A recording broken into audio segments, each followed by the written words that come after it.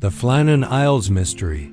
3 men vanished from a LIGHT USA December 26, 1900. The steamship Hesperus approached a remote lighthouse in the Outer Hebrides of Scotland.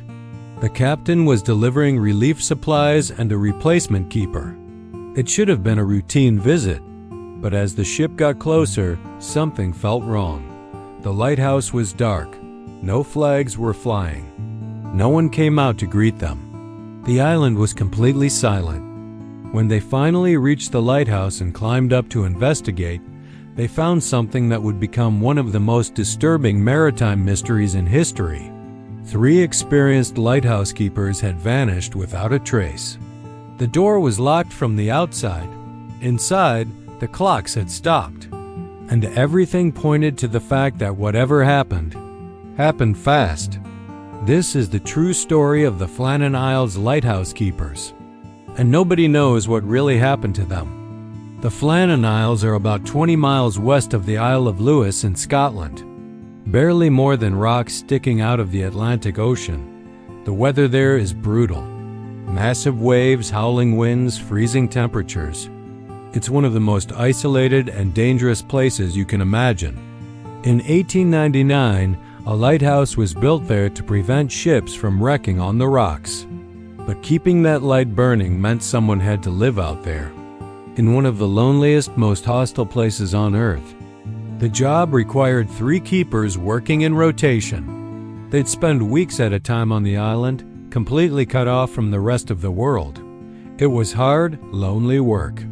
But the men who took these jobs were professionals, experienced, reliable, not the kind of men who would just abandon their post. In December of 1900, 3 keepers were stationed at Flannan Isles: Thomas Marshall, James Ducat, and Donald McArthur. All 3 were veterans. Ducat had over 20 years of experience. These weren't rookies. The last confirmed contact with the lighthouse was on December 15, 1900. A passing ship noted that the light was working normally. After that, silence. On December 26th, the relief vessel Hesperus arrived.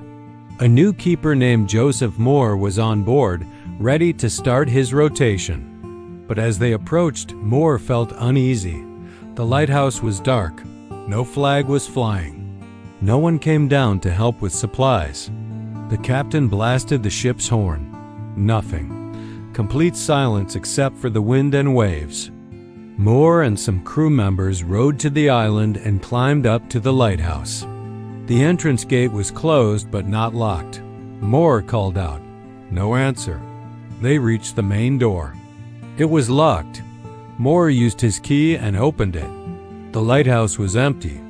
They searched every room. Nobody. The kitchen was neat and tidy. The beds were made. But there were strange details that didn't make sense. In the kitchen, the clock had stopped. There was food set out, but it hadn't been eaten. One of the chairs was knocked over, lying on its side on the floor. That was odd. Lighthouse keepers were trained to keep everything in perfect order. A knocked-over chair meant something sudden had happened. The 3 sets of oilskins, the heavy waterproof coats the keepers wore outside in bad weather, 2 of them were missing. 1 set was still hanging on its hook. Why would 2 men go out in bad weather without the 3rd? And if there was an emergency, why take time to put on your oilskin? But here's the really weird part.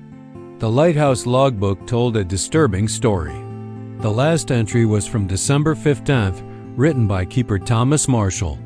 But the entries from December 12th through the 15th made no sense. December 12th. Marshall wrote that there had been a severe storm, winds like he'd never experienced. He wrote that James Ducat had been very quiet, and that Donald McArthur had been crying. A grown man, an experienced lighthouse keeper, crying during a storm. December 13th, Marshall wrote the storm was still raging, worse than anything he'd seen in 20 years.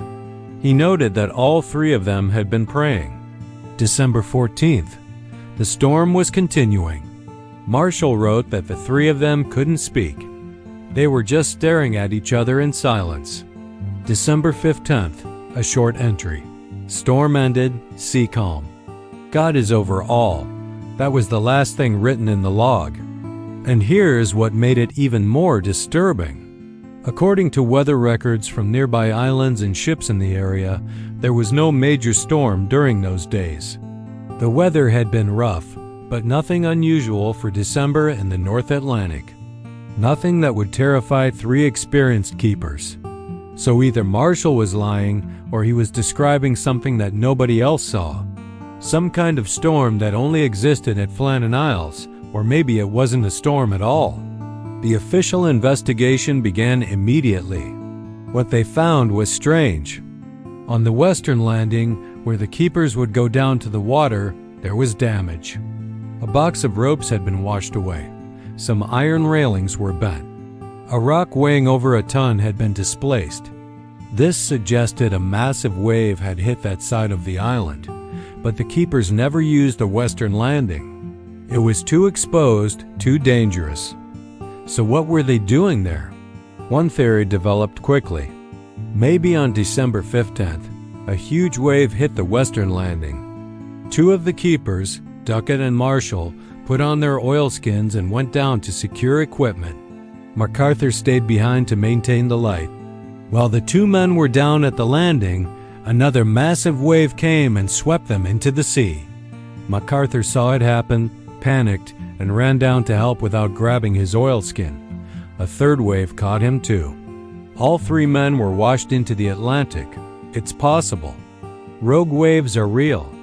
But it doesn't explain the disturbing log entries from days before. It doesn't explain why experienced keepers would go to the dangerous western landing at all. And it doesn't explain the knocked-over chair, the stopped clock, the untouched food. Some people thought there might have been foul play. Maybe the keepers got into a fight, but there was no evidence of violence. No blood, no signs of struggle. The superintendent who investigated wrote that all 3 men had been on excellent terms. Then there's the supernatural angle. And this is where it gets really weird. The captain of the Hesperus reported that the atmosphere on the island felt wrong. Oppressive, like something terrible had happened there. Joseph Moore said he felt a sense of dread the moment he stepped inside the lighthouse. The Northern Lighthouse Board's official report noted evidence of mysterious circumstances. The investigator apparently used the word supernatural in later discussions.